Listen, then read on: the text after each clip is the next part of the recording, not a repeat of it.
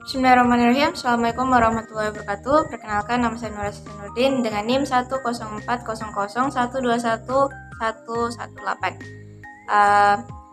Dari kelompok 16 dengan mata kuliah Hukum Pajak dengan materi asas dan teori justifikasi pemungutan pajak. Nah, di sini saya akan menjelaskan sedikit tentang asas-asas pemungutan pajak. Yang pertama ada asas equality, di mana pembagian tekanan pajak di antara subjek pajak masing-masing hendaknya dilakukan seimbang dengan kemampuan di bawah perlindungan pemerintah. Nah, dalam asas ini tidak boleh ada diskriminasi antara sesama wajib pajak dalam keadaan yang sama. Para wajib pajak harus dikenakan pajak yang sama pula. Nah, yang kedua ada asas terkait, di mana pajak harus dibayar oleh seseorang harus terang dan tidak mengenal kompromi. Dalam asas ini diperlukan kepastian mengenai subjek dan objek, besar wajib pajak terutang dan juga mengenai waktu pembayaran.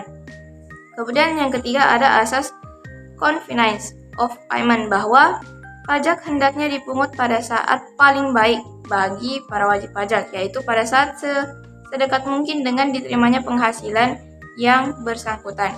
Yang keempat ada asas efisiensi, yaitu pemungutan pajak hendaknya dilakukan sehemat-hematnya pemungutan dan dilarang melebihi pemasukan pajaknya. Kemudian para pakar pajak mengajarkan sasaran pemungutan pajak dikenal sebagai tridharma. Yang pertama yaitu pengenaan pajak yang merata, kedua objek yang semestinya, dan yang ketiga itu pembayaran tepat pada waktunya. Nah, penyimpangan salah satu dari ketiga tridharma tersebut berpotensi menimbulkan sengketa di bidang perpajakan, baik itu sengketa di bidang konstitusional ataupun di administrasi pajak. Sengketa yang bersifat konstitusional dapat diselesaikan dengan mengajukan di Mahkamah Agung, sementara sengketa administrasi perpajakan dapat diajukan ke Badan Peradilan Pajak. Nah, selanjutnya akan dilanjutkan oleh teman-teman saya. Bismillahirrahmanirrahim. Assalamualaikum warahmatullahi wabarakatuh. Perkenalkan, nama saya Salsabila Aisyah dengan NIM 10400121112 dari kelompok 16 dengan materi asas dan teori pemungutan pajak. Selanjutnya saya akan menjelaskan mengenai teori justifikasi pemungutan pajak. Teori pembenaran pemungutan pajak sebagaimana yang dikemukakan oleh Rahmat Sumitro.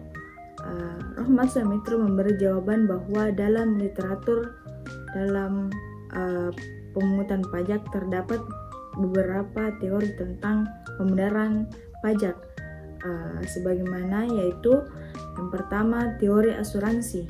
Teori ini adalah salah satu teori yang tertua yang mengatakan bahwa pajak itu diibaratkan sebagai suatu premi asuransi yang harus dibayar setiap orang karena orang mendapatkan perlindungan atas hak-haknya dari pemerintah. Teori ini tidak banyak pendukungnya.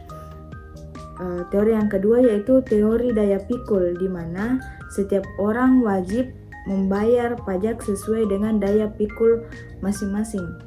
Teori yang ketiga yaitu teori kepentingan, di mana besarnya pajak sesuai dengan besarnya kepentingan yang dilindungi. Lebih besar kepentingan yang dilindungi, maka lebih besar pula pajak yang harus dibayar. Teori sebenarnya tidak sesuai dengan sifat pajak.